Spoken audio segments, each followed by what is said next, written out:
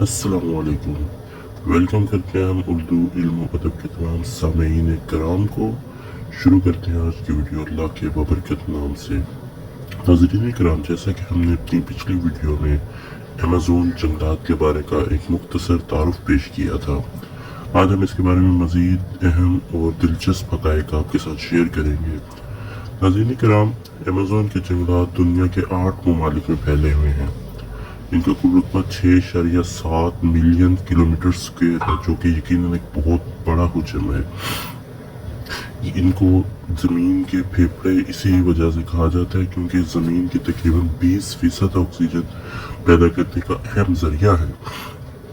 आप इनका रकबा यूँ भी समझ सकते हैं कि इसमें हिंदुस्तान जैसे 2 मुल्क और पाकिस्तान जैसे 7 मुल्क समा सकते हैं।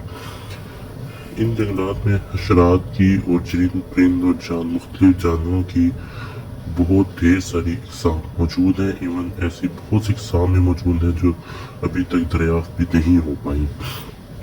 एक अंदाजे के मुताबिक यहाँ तकरीबन 1 करोड़ से शायद जानदार बसते हैं। ये जंगलात इतने घने हैं कि बाज़ मकामात पर दिन के वक्त भी रात का गुमान होता है, क्योंकि जंगलात में घने होने की वजह से सूरज की रोशनी ज़मीन तक नहीं पहुंच पाती।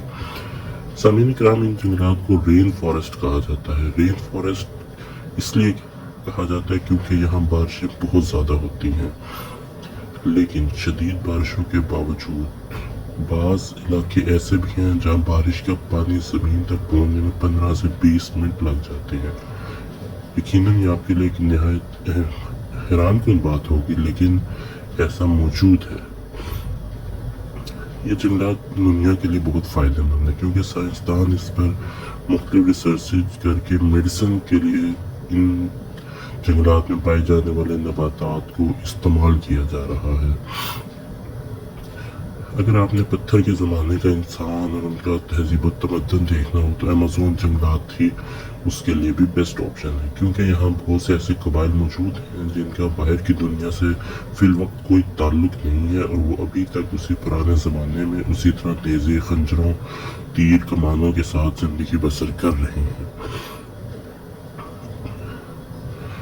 इसके अलावा एक बहुत दिलचस्प बात आपको शायद हैरान कर देगी कि ये घने जंगलात होने के बावजूद इसकी ज़मीन बिल्कुल भी फर्टाइल नहीं है। इस बारे में हम अपनी नेक्स्ट वीडियो में बात करेंगे। हमारे चैनल को सब्सक्राइब करें, लाइक करें, शेयर करें और इसको दूसरे लोगों तक भी पहुँचाएँ।